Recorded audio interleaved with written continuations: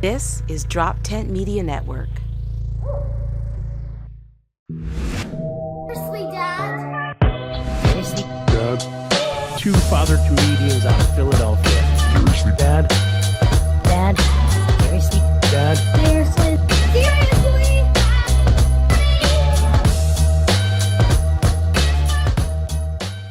All right, we're back. We're actually, this time we have our guest coming via satellite.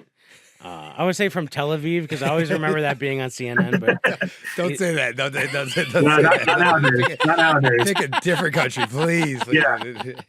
why was it Anywhere always but that? Tel Aviv. Right. Yeah. So, well, Nick Bruce is in the house with us tonight, man. How are you? I'm good, man. How about you? Yeah, I'm excited. Because you remind me of when I think of you, I think of being back home in Northeast PA. Because Yeah. if people don't know, you run Wisecrackers out of Mohegan Sun up in Wilkes-Barre. Which is northeastern PA. yeah. Yes. Right? Yeah. So that's like my homeland. So I always love when I'm up in that area because it reminds me. And you're really good at getting me drunk after a show. So there's a lot of positives. That's all I mean, that's Northeast Pennsylvania etiquette is you right. you get blackout drunk and then you hang out. You figure it out, right? That's right. right. Well, it's nice because you're at the casino. I got a hotel there, so I don't have. That's like one of the rare occasions because normally it's like, oh, I'm looking at my watch. I got to get out of there. Yeah. I got to drive home. You know, and so it's always nice because that's the time when I feel like I could let loose a little bit, and it's like just a nice. All you got to do is get on that elevator and go up to That's that it. room. That's it, and you're good to go. It's a hotel. You can put your shoes wherever you want. You can throw Right. your clothes wherever you want. I saw you have a big contest coming up too. NEPA's funniest. Yeah, the first ever NEPA's Funniest. We're partnering with Emmaus Theater, Soul Joel's, the Harrisburg Comedy Zone, a couple other people. And Nice. the winner gets a MC spot at our place and all those as well. $500 for the first place. It's a pretty good contest. I mean, $25 to enter. Wow. Good chance to get out on stage, try it out for the first time. Or if you're a seasoned vet, you can keep going and give it an audition pretty much. Wow. When are the submissions for that? Submissions are live now. That goes until May 25th, and the contest starts June 1st. Oh, cool. So what's the mastermind? Like who came up with it? Give us some rundown of how this came to be. Well, Paul Spratt and I did it last year for Emmaus, and Paul came up with it with Bobby down at Emmaus Theater, and we kind of just based it off of Helium and a couple other places were doing it. And we were like, you know what? I think, next year, summer's always rough. And we could use a hand through the summer, make a little extra money to keep us afloat, pay our regular comics, and also give back to the community and people trying out for comedy.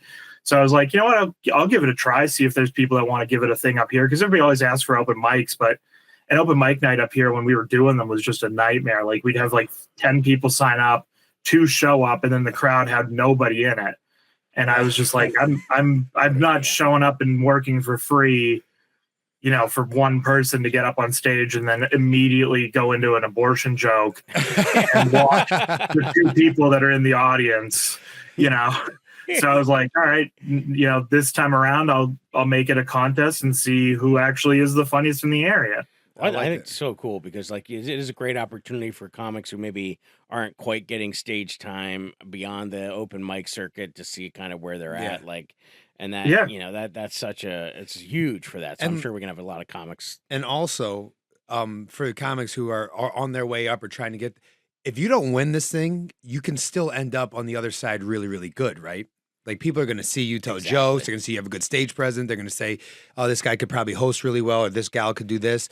And it's going to open doors for people. So you don't have to just come flat out and win this thing for it to mean something. That's like all of those shows. Like when you think about like AGT and stuff like that, it's just victory getting on the stage and getting in front. If you're partnering with all these other clubs too, I mean, that's huge. The partnering. How do we end up partnering with all the other clubs? Paul Spratt actually put that all in motion. I knew Bobby for a while from Emmaus. So last year we were talking about doing it whenever I was down there. And I was like, if I do it, can the winner get a spot at your place? Because I used the winner from his at my place. Oh. And he was like, yeah, absolutely. Because I trust your opinion on comedy. I mean, you've been in this business for so long. Like I grew up in the industry. So my dad was a stand-up. I've been around comedy my entire life.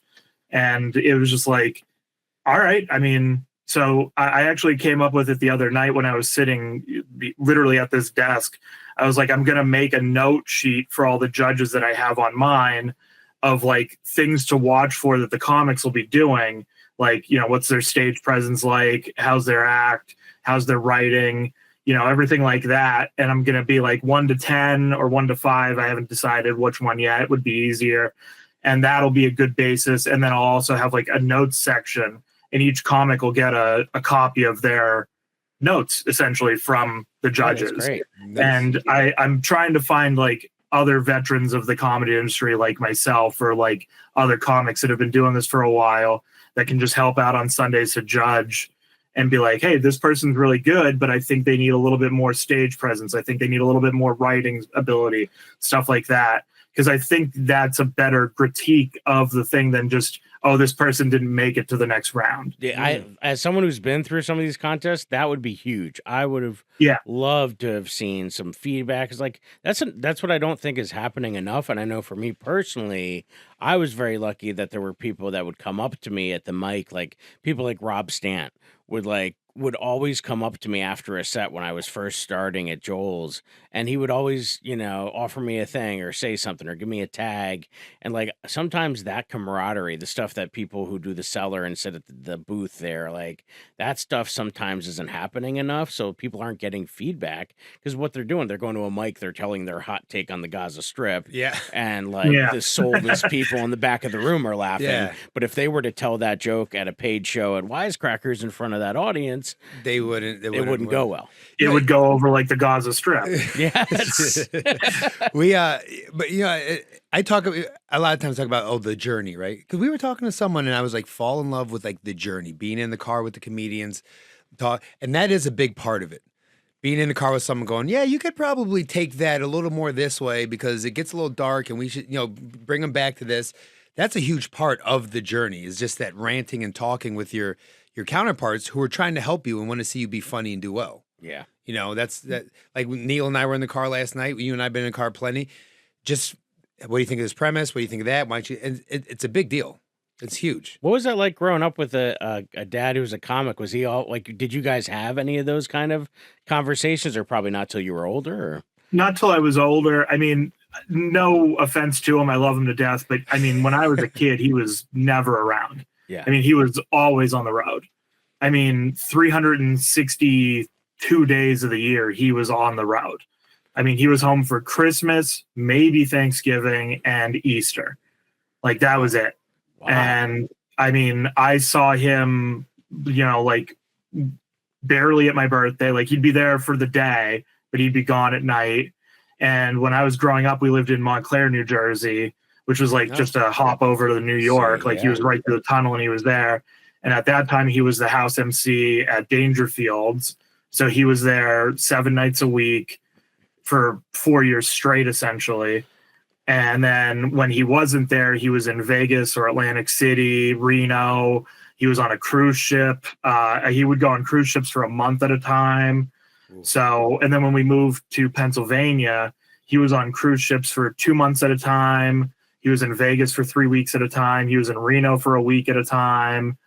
And so, like, I was playing baseball, which he wanted me to play, and I'd be like, well, you're never at the games. Yeah. So, and then when we got older and I started, like, going to gigs with him to, like, run sound or, like, help set up, like, then I'd, like, see the camaraderie between comics, and I'd hang out and, like, oh, this would be a good tag, or this would be a good thing. And, like, I've never really done stand-up, but, like, I know the ins and outs of like how to write a joke pretty well from being around comics so much that, like, if somebody tells something on my stage and I hear it and it's a newer bit, I could be like, hey, this could work in it if you want to give it a try. Don't take my opinion though, because like I don't know what I'm doing. But if somebody tries it, like, I've helped enough people, like, just giving them like a little bit of a input or like saying like word this a little bit differently, that it's definitely helped. Well, yeah, but you have that's a super unique perspective as the kid of a comic, and now having been around comedy so much that I wouldn't discredit that. I'd be like, that's a huge perspective, because you are like the best sort of audience member, because you are always in the audience and you're not trying to get up there and do it yourself. So yeah, no. I think that experience might be more valuable, in my opinion, too, because you're a fan of it too. So. Yeah, it's ruined comedy for me, I can tell you that, because like I can't watch any special. I can't. I went to. I think this was like my first comedy show that I went to by myself recently. Just like I was like, this is a comic I love. I'm kind of friends with him. We talk on Instagram. I was like, oh, I'm just gonna go check him out when he's in New York from the UK for the first time in a while.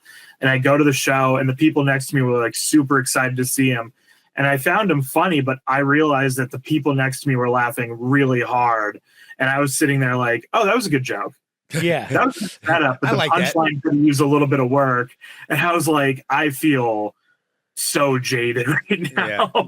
Like, I'm not enjoying this anywhere near as much as the people next to me.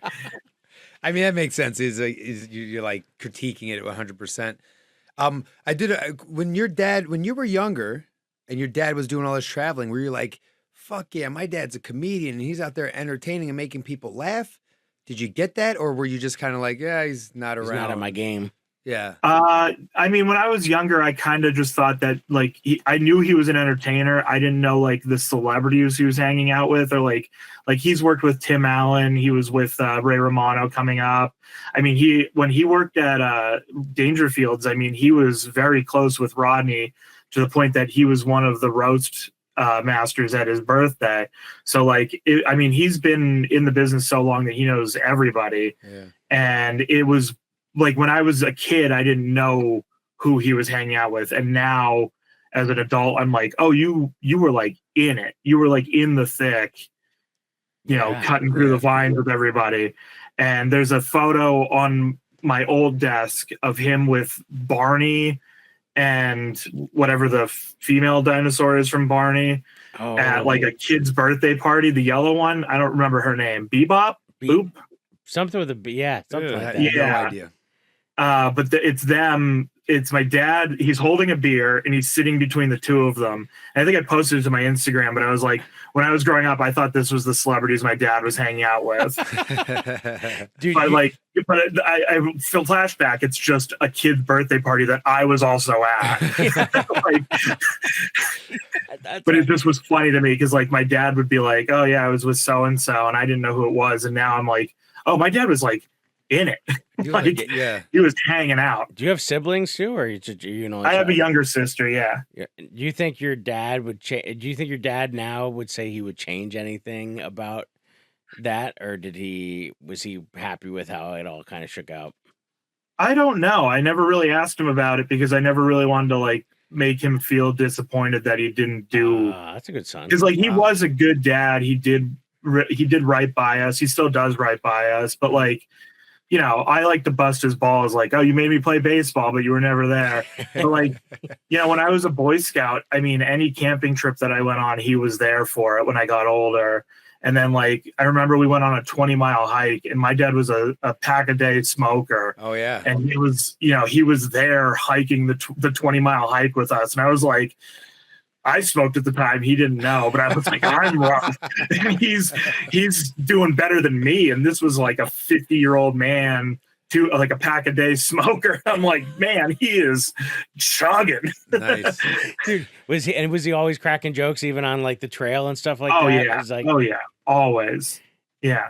That's funny because I feel like I wonder if sometimes people like shut it off. Like there's certain people they step off stage they shut it off, and other people it's like some people they're that person 100% of the time. Yeah, I always do that. Like when I'm in a social situation, I always want to crack a joke, but like sometimes like when I'm at like work with like other teachers, like it's all women in my department and me. So like sometimes I'll crack a joke and I can be like, oh, this is too hardcore of a joke for these housewives. Leave these and it's a little too much for them sometimes. So then I'll turn it off. Let someone else be the funny one. I'll just come see me on stage. Yeah. It's like, but that's cool because then everybody's like, oh, you want him around. You're like, oh, he's a fun dude. Everybody's cracking, It's like can be like a really fun experience too, especially if you're doing a hike where like sometimes laughing when you're like going through through some shit is what you need. Yeah. When you're doing a 20-mile uphill, downhill, back uphill, back downhill hike. 40 pounds on your back probably, right? You probably holding something. I mean, it was a lot. Well, sorry, go ahead, finish. I'm sorry. No, go ahead. Well, I now I feel bad because I don't like cutting people off, but I forgot what I was going to say, so don't worry about it. Now I feel great. Honestly, it wasn't anything relevant. Gotcha. Clearly something stuck with you because you're running a comedy club now. So you went through all this, but something left an impression on you because it's now your profession. Yeah, I mean, I'd always helped out with the club. We opened in 1999. So when I was a kid, I would answer the phones when like my parents weren't home and take reservations like before the internet was like what it is today. And we could make, you could buy tickets online easily. So I would do the reservations. And then when I got old enough, I would help seat and I would run the door and stuff like that. And then when I started driving, I would run the room on my own. And then I guess it was 12 years ago, I was working a security job that like I started out making $36 an hour and I was carrying a gun and I was CPR trained and like all this stuff. And then they slowly started taking like, oh, they were like, you don't need to carry a gun. We're going to drop you down to $25 an hour. And I was like, okay. And then they were like, oh, you don't need CPR training anymore. And they dropped me down to $18 an hour. And then they were like, oh, we're going to take your overtime away. And I was like, this job's not worth it anymore. Yeah. And everything was just like colliding all at the same time. And I was like, you know what, I'll just go work the club for a little bit and look for another job. Cause like I don't mind running the business. Like at that time I was like, I don't mind running the business, but I was like, I just kind of like liked doing my own thing. I like my independence of like not having to like, I wasn't my own boss, but I was like at my own job. I'd leave every day. I'd go somewhere else. I'd come home, stuff like that. And so I went and started running the club in, I guess it was January 2013. And that's where I've been since. I really liked being my own boss and not having to put pants on every day. That became it became like a big thing. I was like, oh, I don't have to get out of bed till 10 a.m. I mean, I gotta ask, right. Are you wearing pants right now? Yeah, I put pants on. Okay, cool. I was not going to, but then I was like, if I have to stand up and they see that I'm in boxers, they're gonna go, That's how I lived during COVID, man. You kidding me? I was pantless like I was Winnie the Pooh. It's like, yeah. Oh yeah. I was Winnie the Pooh. I'm Winnie the Pooh every day. Yeah. Every day. Well, and that's it. When you're a bachelor too, like you don't have kids, right? No, I don't have kids. I have a girlfriend that lives with me, a dog and 2 cats and 7 spiders that I pretend that are not here. Are they watching you right now? One of them's gotta be watching you, right? I don't know where they are. I don't want to know where they are. Are you and the girl ever gonna? Have you guys talked, or you want pet babies? Isn't as far as you guys want to go? We've talked about it, but I'm 37, so it's like that cusp of like what's the risk and everything. Mm-hmm. So plus I'm renting right now, trying to buy a house, but the market's just a nightmare. So it's like, do I want to have a kid and still live in an apartment, or do I want to have a house? Yeah. So be like, I watched Netflix. Bill Burr did Old Dads. Oh yeah, I like that. It was such a good movie. Yeah, they were all like basically like that, like having dads much older, and I was 30, I think, when we had our first. So I was like, which I guess can be construed as late, but yeah, no, I now we have a dog, so I feel like that's the kid I didn't want. Like, I think pets are great. I think they give you a lot of liveliness in the house. It's something, you know what I mean? I do think like when it comes to having kids, people when they like have talk about it, I always kind of felt like it's more of like a guttural or like a biological instinct to want to have kids. But I feel like there's a lot of negotiating or people talking about wanting to have kids now, and that's interesting to me. Well, we just had a guest on our last episode where he had talked about if they were going to have a third kid. And like, it was interesting just to hear the conversations. Like, he's like, oh yeah, well, otherwise we'd have to have them share a bedroom or add an addition on their own. Like I wouldn't have thought either that those would have been like thoughts in a head as to whether I'm going to have like a kid or not. You would think it would just be like, do I, and now I'm thinking like, hearing you talk about your dad and being away now, like it had me all in my head about like, oh wow, like being intentional with being around my kids and making sure that I'm there too, because that's like an important, if you are gonna have kids, like there's a lot that it's like the dog. I wasn't ready for the dog, so now that we have the dog and people were saying like, oh, it's a whole different thing, and I'm like, yeah, and now I get it, and now I'm like, oh, okay, maybe I got into that, but it's fine. My wife's is a saint with taking care of her and all of that. But I'm like, yeah, pets Cats are perfect. Cats are a great pet. Yeah, cats are easy. Yeah, that's like getting a kid when they're like 18 years old. It's like all the tough stuff is already. But no, you make a good point, and you know, like when we're moving about and just doing different things and driving here and driving there, you got to take advantage of the time you're around. So like this morning, I was up early at a flag football game, an hour away. So I woke up, flag football, and then I came back, and I don't know. I probably didn't have to, but I felt like I had to go. And I feel like I had to go because I have to be just probably how your dad felt. Like, it's like, I got to be present. She's got to look over the sidelines and just see my silhouette. That's it. She doesn't have to talk to me. She's going to be focused on the game, but she has to know that it was important for me to show up with her. Kind of like going to the party with Barney and Betty Boop or whatever. You know, you got to be there for it. And hopefully there's a picture of it someday and she can go, yeah, my dad was there for that shit. You know what I mean? Well, yeah. Well, even last weekend, because I knew how crazy the next couple weekends are where I'm away like the next 3 weekends. So I'm like, oh, so last weekend, and my wife's like really good with Google Calendar. Next thing it was like Girl Scouts weekend. So like we had to go to this like Da Vinci science thing in Allentown. So like, you know, I woke up, I had done another podcast in the morning with someone, went to the science fair in Allentown, came back, and then drove to Jersey for a gig. Right. But I'm sitting with these Girl Scouts doing coding stuff for like 4 hours in this Da Vinci Center, and I'm like, but I enjoyed it because I'm like, oh, I gotta soak these moments up. Yeah. And I'm there with her, and then the next day was the planetarium. And like my daughter loved it. She just loved going around looking at all the paintings and seeing where they were from. And so like I was happy that I had those moments because now she's gonna have those memories. And so I try to make sure I'm intentional. Like, and then we always have vacations. Like we're going on a cruise for spring break for the whole week. So it's like I feel like and maybe your dad felt like that way too. He's like, well, I'm not going to miss the Boy Scout trips. I'm not going to miss. I'm going to be there for the birthday. Those are his moments. Yeah, his non-negotiables that at least having a position where now you guys are still in a really good relationship. You've gotten to the point where you started doing the business with him. I was like, oh, I mean, if one of my daughters was like that, or I always thought that might be cool. Like when I was older, if daddy's playing Vegas, I'll come out for the weekend and hang out. Now, did you ever do anything? Have you ever gone to Vegas? Yeah, with did you ever I was going to ask that same question. Or like, were you ever like out on the road with your pops? I never went to Vegas with them. I went to Atlantic City a couple times. Like when I was a kid, that was like, because we grew up in the New Jersey and then Pennsylvania area. So that was like our weekend trip. We'd go to Atlantic City with them and we'd stay in this horrible condo of comedy condos. But it was a vacation that I didn't know anything about because I was, little. And then when I got older, I go with them on the road to like local gigs, like upstate New York City, stuff like that. But he never drank much until he was older, like, the last 10 years or so. But like, not to bring this up on the pod, but I'm going to bring it up anyway.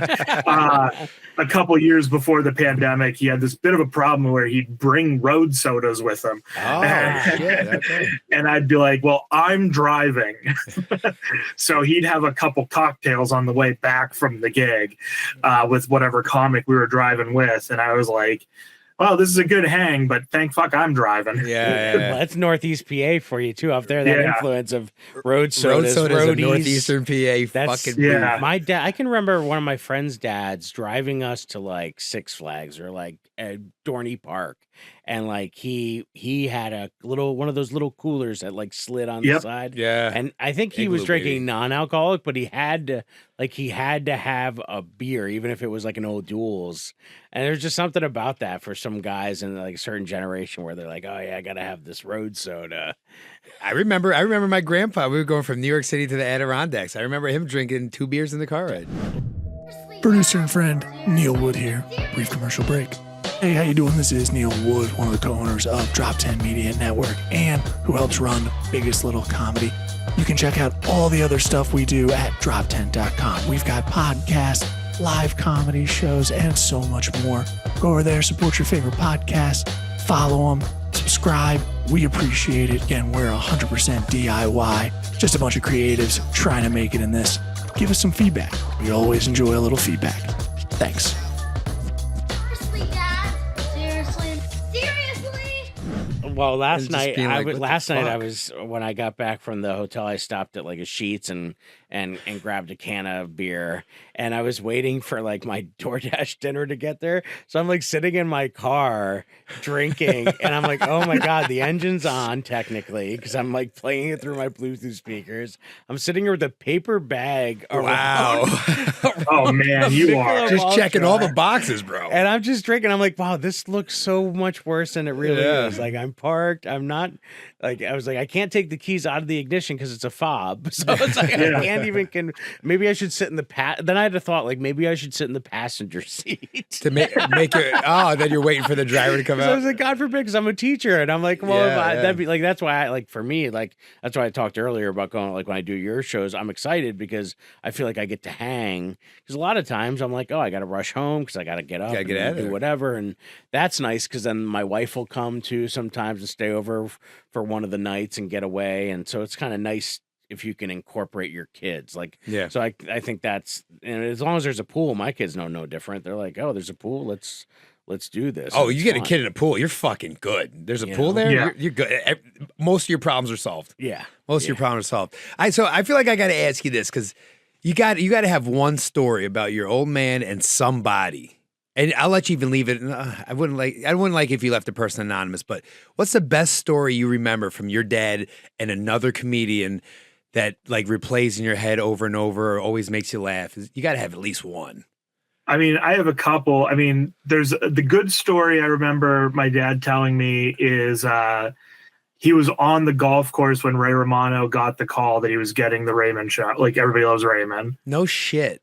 Yeah, That must have been pretty fucking cool. They were in Vegas golfing, and he got the call. Another good story. When we first opened Wisecrackers, we had Darrell Hammond, and we were in the. He was.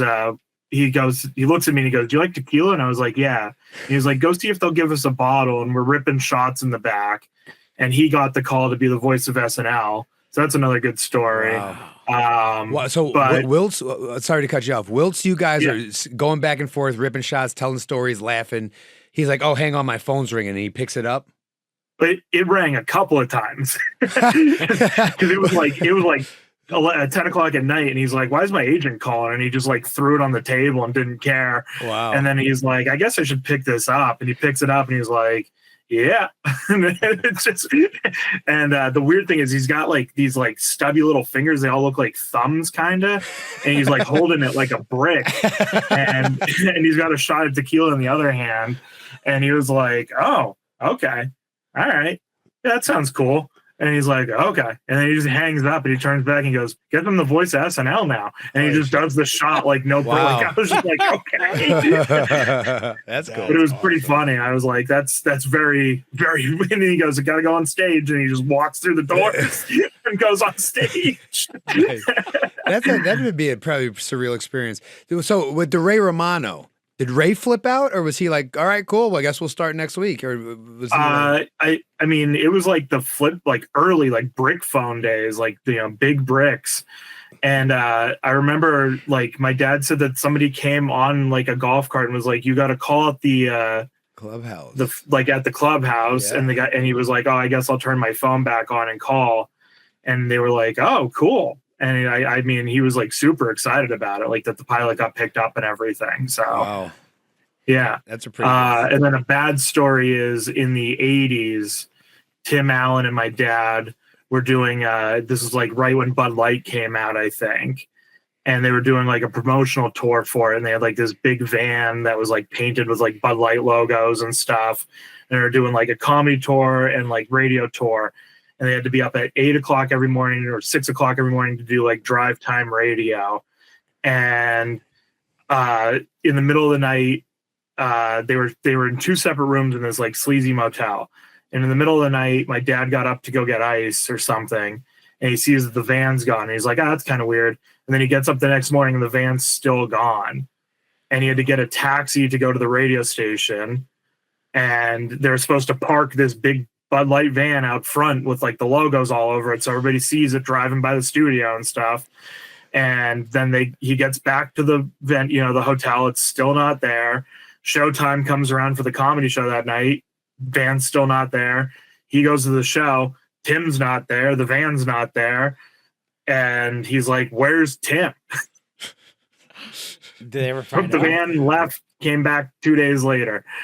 He just Left him stranded in like Minneapolis or some shit. in a sleazeball motel. Yeah. Damn. Tim Yeah. Allen, Tool Time. Was that his pre-Tool Time? Yeah, it's pre-tool time. And he's Yeah. got another show. Pre-tool out, too. time. Yeah. He's got another show out right now. Something about living with his daughter or something, right? Yeah, that's crazy though. Man, that's. I mean, times are different. You know, I think nowadays Times a there's- little different. That's Yeah. crazy. Yeah. He has another story he used to tell when he'd always tell it whenever we were like, I remember he told it on the 20-mile hike. He was talking about, because prom used to be a big night in New York City, and like all the comedy clubs would have like packed shows, and they would go till like 4:00 in the morning. And he would tell the story that he would go down into the basement of Dangerfields or Caroline's, whichever one he was working at, and dunk his head in ice cold water, and then to keep awake all night. And I was like, you were just going on stage with soaking wet hair like throughout the night? And it took me until like 5 years or 10 years ago to realize that my dad was just going down and doing lines of blow all night to stay away. The code word. Yeah. he just dunked Yeah, my head in he was water. like, yeah, we're just dunking our heads in cold water all night. And I was like, that's wild. And then like I was cleaning out stuff in my parents' house, and I was like, what's with this McDonald's spoon? And my mom was like, oh, that's from our Coke days. And I was like, what? Why would there be a straw? Yeah. Oh. Yeah. Cold water. They go downstairs to dunk their heads in water, and then they come up and they're so dry and Yeah. powdery around And their happy, nose. yeah. What's that dry skin around your nose? Well, Did- you drink a lot of Coca-Cola. So, like, when you're on like that hike or like just out in the world, did your friends and other people know that your dad was a comedian, and were they ever like starstruck, or like did they think it was a really awesome thing that he was a comedian and doing all this cool shit?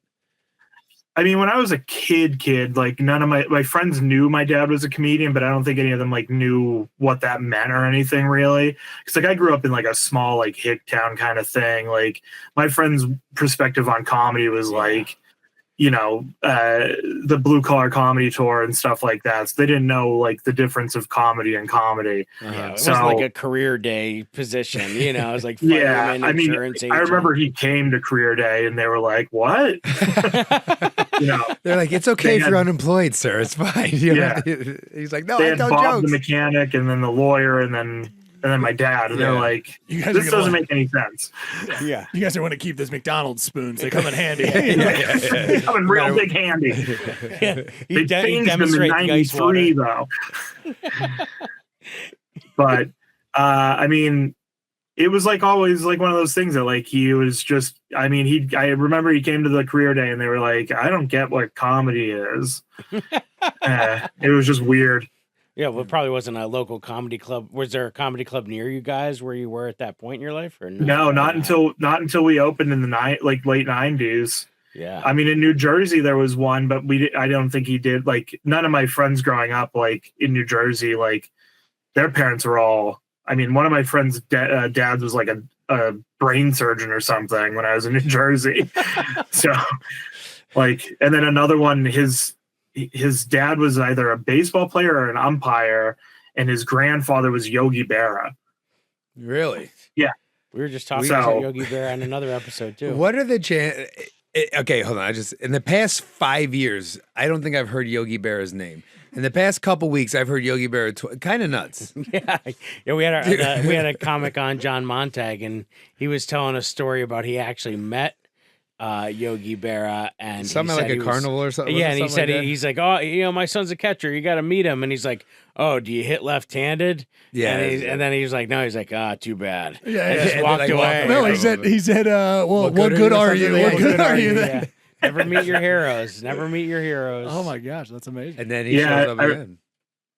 I remember I went to the grandson of Yogi Berra's like birthday party, and it was at like a YMCA or whatever.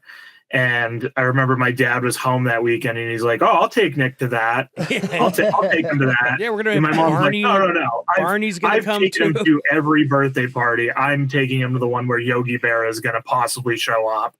Yeah, right. And then she gets there, and it's just all the dads that never take their kids to birthday parties, and my mom, and then Yogi Berra didn't show up because, like, why would he show up to his grandson's birthday at the YMCA? That's right. I'm the birthday guy too. That's the other thing. I get delegated. Oh, you're the birthday guy? Anytime I don't have something on the show, and my wife now will put it like Jay will go in parentheses in every event that she's basically. That means she had that conversation in here, and she already knows that you said yes. Doing that, which is fine. It's good. I think it's like fair, that. right? But yeah, like, and birthday parties are fine. Like, it's fun. Especially they're all entertained. It's not like you have to do anything. You're just taking the like. You just air. dread when they come running up to you in pain, holding their finger or their ear, and now they're crying. You're like, "What happened?" Usually, so they want money for all the arcade games. Yeah. I'm like, get away from. And then other than that, you're just talking to some other dad or mom about shit. Yeah, that small talk sometimes could be like painful. Oh, Yeah.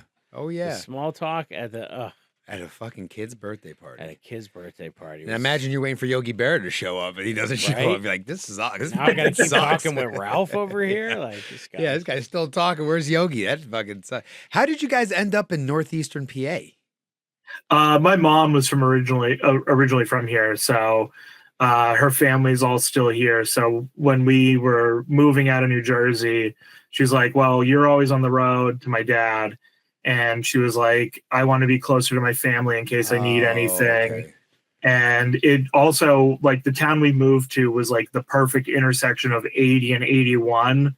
Okay. So my dad was a 5-minute drive from both of them. And he could be in New York in 3 hours, Philly in 2 hours, DC in 8 or 6 hours, something like that, 4 hours, whatever it was, Pittsburgh in 8 hours. It was just like perfect timing for him.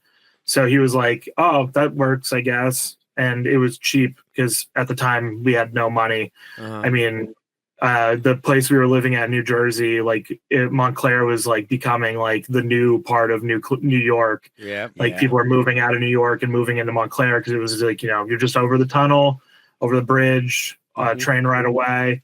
So like rent was starting to go up and everything. And we moved here and we've been here since. What'd your mom do? Was she just a housewife or was she working as well? She did like random odd jobs. Like she was a cafeteria lady at my school when I was a kid. She was a teacher's aide for a little bit. Then she did gift wrapping at Boscov's, which she still does, like the department store. Really? She'll do that every Christmas. Wow. And so like at Christmas, I'm like, wrap these gifts because I'm not good at it. And I'm not paying you, but help. Yeah, I'm not paying you for it. She did. Then when we opened the club, she did that full time every weekend from 99 until now. Yeah. Wow. Yeah, because I've met her. She's always there. She's Where did she grow up? Like, which area was her family from? Hazleton. Okay, that makes sense. Yeah. All right, that's cool because that's not too far from. Yeah, that's the same area. Yeah. Okay, that's cool. Yeah. So when we first opened Wisecrackers, we had a club in Hazleton, Stroudsburg, Scranton, Wilkes-Barre, Allentown, and State College. All simultaneously? Yeah. Were you at the one off of 81 that in Scranton there was like a gas station, like a Radisson there or something? It used to be a Clarion. That's what it was. Yeah, and then it changed over to the Radisson. When they were in the process of like getting new ownership, and the casino actually approached us and was like, "We're looking to put a comedy club in. Would you like to have a meeting, a sit down essentially, and like go over details?" And they came to us with an offer, and we were like, "Yeah." So we left the Clarion to go to the casino. I used to work at that. I used to work the overnight shift at that gas station right next door, and so I'd always pass by and see the sign. So you were like a stone's throw away from the club. I was like, oh, the next like boom. We almost shared a parking lot. And then you like worked it like. You probably met my mom getting gas there one night. Oh, totally. Yeah, I probably made a hoagie for her. Yeah, yeah. But yeah, I was drinking like, a beer in a bag. I was in the back of a car. Probably. I always loved comedy, so I'd always like cool that like, well, we have comedy in, by us, or there was something always growing up because we always go to plays and, we're like my family was all very much into going to artistic things. Yeah. And so, and then obviously my wife loves comedy and that's how we started going. I always told the story, but like our last date before COVID was at an indoor, at Soul Joel's. The when one it was that you work at. indoors.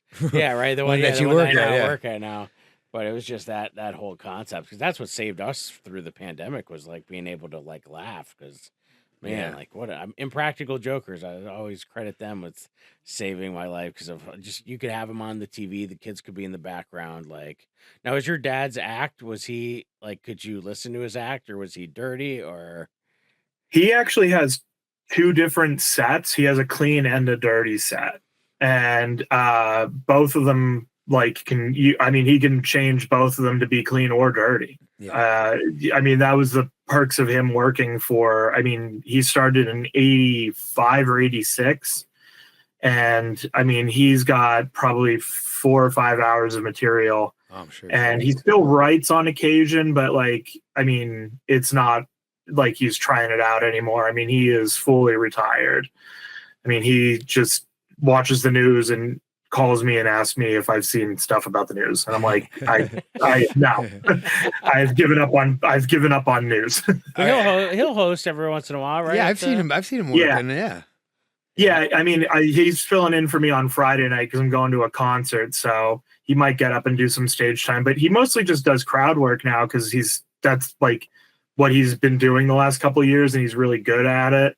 But the downside is, every week we've got the same people from not the same audience members, but people from the same area.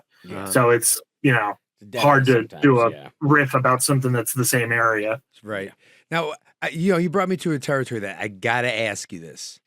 As someone who books a club, runs a club, you've had 7 across the state of Pennsylvania. What constitutes clean to you? Ooh. That's such a hard question. It's like, oh shit, yeah. What you got, bro? I'm not a fan of clean comedy. I think clean comedy works. Like I like clean comedy, but it's got to be like the right, like good clean comedy. Like I never liked Bill Cosby. Yeah, I thought it was kind of hokey. But then like there is good clean comedy out there. But I think like you can pepper in maybe like, if like it requires one shit, like if you're like, oh, I can throw this in. Yep. The best way that like I've ever heard it described, like when my dad taught like a comedy class for a little bit, he was like, if you can write your joke out and you have curses or swears in it and you can cross the word out and still do the joke without it, then you can use the joke clean and dirty. Yeah. So like you can say like, oh, I've got to fix the light later, or you can say, oh, I've got to fix the fucking light later. Yep. Like that sentence is interchangeable for anything. Yeah. You can add that word in and make it sound like, oh, it's just something I got to do, or it's like, oh, it's something I've got to do. Yeah. You know what I mean? So it's all about like the way the sentence is structured and the way the joke is structured to make it better. Yeah. So now Jay works way cleaner than I do. So you guys both are going to have answers for this. If I tell a story that I don't curse, but I bring up some adult stuff, so maybe sexual, maybe political, maybe a killing, I don't know. I'm just throwing things out there. Is that clean? Yeah. Yes. So I would say there's degrees of clean. So it's like, is it church clean? No.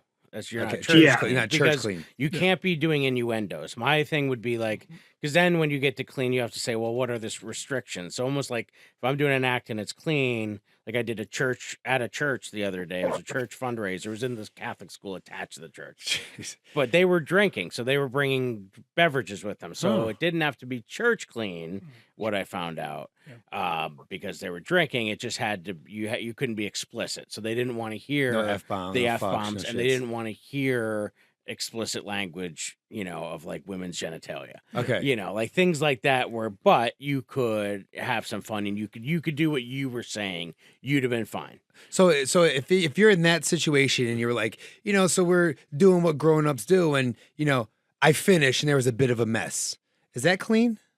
Yeah, I think that's fine. I think in that scenario, it's okay if they're saying that you're fine. You know, like I had like some where I was playing with that, or even last night, the guy was gonna clip it and put some clips. He's got a connection at Sirius XM, and he's like, I can send them, and sometimes they get picked up. So he's like, cleaner is always better. He told me.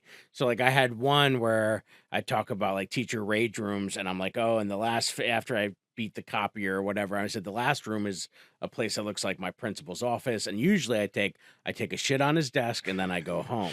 But last night I said I took a dump on his desk and I went home, and it did really well at the end of that bit.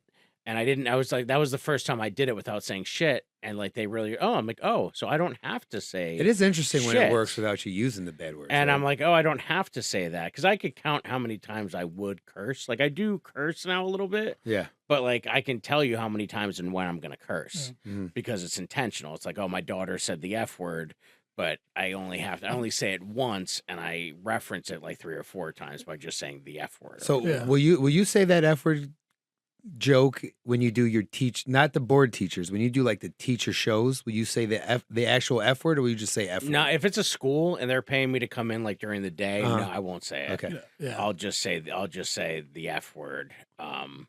Yeah, I'll still do the joke. I just won't say fuck. Or like sometimes I'll whisper it. I'll be like, "You're telling me she said fuck." Okay. Like I'll like and they accept that as a collective. like I'll do that. I did a retirement home recently, and I did that, and I just kind of got really quiet on that one. Oh. So Yeah. they might not even have heard you then if it's retirement home. Yeah. What did he say? I agree with Jay on that. I mean, there are different degrees of clean, but I mean, if you're working a club, clean to me would be like, yeah, I finished on her and there was a bit of a mess. Yeah, that would be that's clean in my That's mind. club clean. Yeah, 100%. That's club clean. Yeah. And then church clean would be like, You couldn't tell that wouldn't joke. use We that. held hands. That's a Yeah, joke. Yeah. Or and that's the other thing is like you just have to be more inventive. Like I had one. I knew where- her in the biblical sense. Exactly. I knew her in the Yeah. biblical sense, or like. I had a joke where about how like I'm culturally gay, and so like I'm like, oh, I watch Dance Moms on purpose, or like someone got a 4-chair turn, my knees buckle, and then I'm like, if they say move that bus, I'm gonna cum buckets. Yeah. But then somebody was like, oh, well, why didn't you just change it? And now I've changed it to, oh, and if they say move that bus, I'm gonna bust. Oh, okay. And then yeah. that became the end of it. And so now all of a sudden, I don't have to say the C word and have it be like, because that for me is out of character. So like, because I've had like my buddy Dan DePriel, who you know really well, he's like so good with helping me realize if I've gone outside my persona. And he's like, oh, dude, we don't believe you. Or like, we don't, Dan and is a very good joker. he's so good, and he's so meticulous with stuff. And so he and I go to a coffee shop almost every other week and kind of pitch things back. It's funny because I haven't got that text message yet. I get a lot of text messages from this guy. I never got. It's like a 9 a.m. like in my backyard, so like it only fits because of ours. And you probably did send it, but I probably just didn't see it yet. Yeah, well, that's right. Yeah. Okay. I haven't have to respond yet, so it's us, Dan. You've gotten better. You I'm respond getting to better. I'm text getting better. I've heard it described for like younger comics. I think Nick is kind of hitting on it where it's like, hey, like instead of like saying clean, it's like daytime television. Oh, late night television, like just an easier way Cable to be versus like, network. Yeah, like Yeah. like daytime TV people, whatever morning shows, they can be cheeky. You know what I mean? Yeah. Like you start to get the language. You're like, oh yeah, now I get what you mean. Yeah. And then church is like, hey man, Yeah, we don't have sex. It's like an easier way to get to it. It's a good Yeah, question. usually, Yeah, I give it like movie ratings. Like I say most of our shows are PG-13 soft R. Like you're not going to hear anything that you wouldn't hear in a movie like that. like 2 a.m. Cinemax. Yeah. You're not going to see anything. I mean, if somebody drops something that I'm not expecting on my stage, that's out of my control. Like Anthony DeVito a couple weekends ago used the C word, but it was unintentional, but it's in his joke and he uses it. But he knows not to use it in my room, but it just came out on Friday night. It didn't go well. I told him about it on Saturday. He was like, oh yeah, sorry, I forgot about it. Did it again Saturday night, but it crushed. So I can't complain about it. And it's not even my rule. The casino had a problem with it because an elderly woman was in the show, was there. A guy she complained about it. And then not even like a month later, she was there. And a comic who is right from Ireland, Vic Thomas, uses it like the word brother. Oh, yeah. And he says it, and she comes out and she's like, did you hear what he said? And I was like, no. And she's like, he used the C word. And I was like, that's like a term of endearment to him. Like, that's not, you're using it in the wrong sense. Yeah. Yeah. So the cultural difference. Yeah, that's a big one. Is huge. Because there's a comic I know in New York City. He's from Australia originally. And he talks about it in his act. And he's like, oh, I had no idea. And he's like, he'll incorporate into his act about how the difference is in not realizing it. And you know, Have you ever had someone on? I'm sure it has, but maybe you have a story like where someone has been on your stage and just been so vulgar, or you're just like, don't even ever think about coming back here, or do you let the artist be the artist 100% of the time? I let the artist be the artist 100% of the time. Back when we were still at the Clarion, this was probably over a decade ago, if not more. There's a guy. Won't say names, won't do anything about it, but he is the dirty boy of comedy. I know who you're talking about. Yeah. A lot of people do. I'm friends with him, kind of acquaintances, more or less. But he's dirty. Yeah. And he did a guest spot, and in the 5-minute guest spot that he did, he was asked to never come back to our stage again. Okay. Yeah. Okay.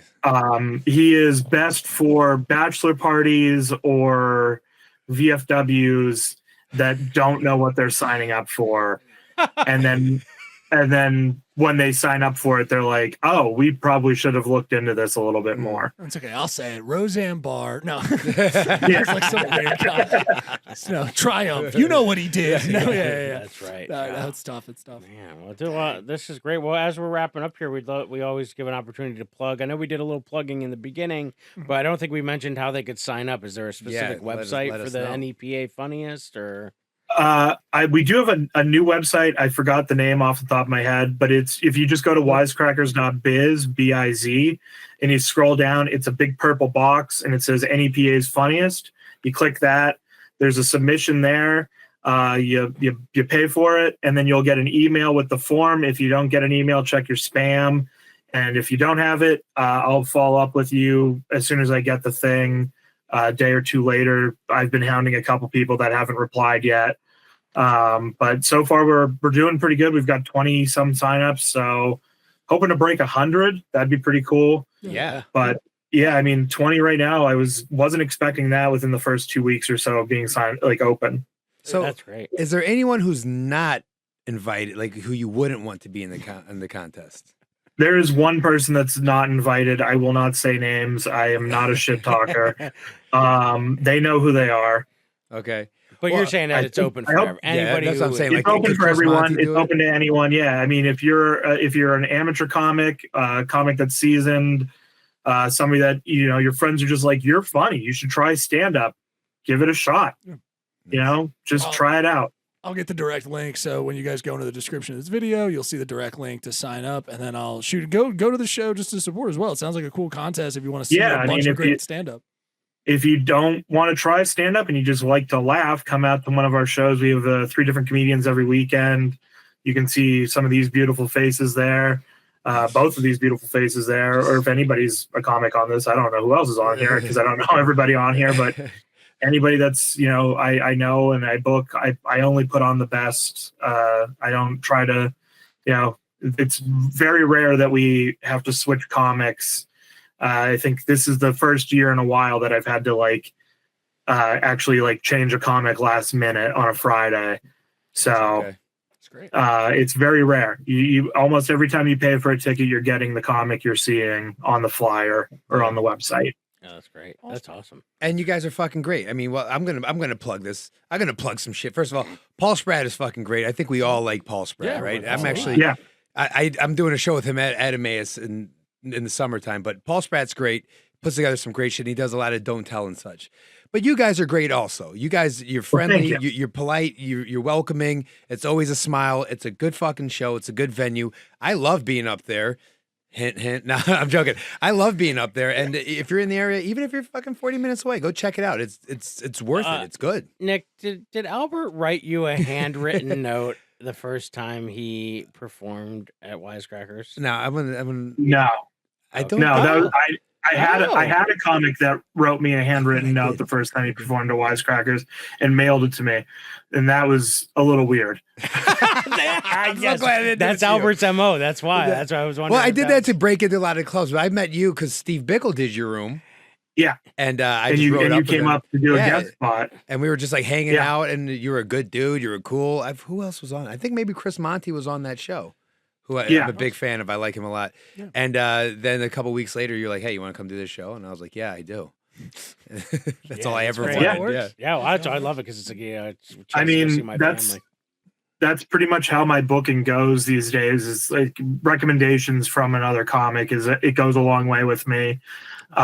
Mostly because I've watched. If I could pull up my YouTube right now, it's probably like 20-some thousand hours of 5-minute videos of comics, and I am. If it wasn't for my girlfriend, I'd hang myself.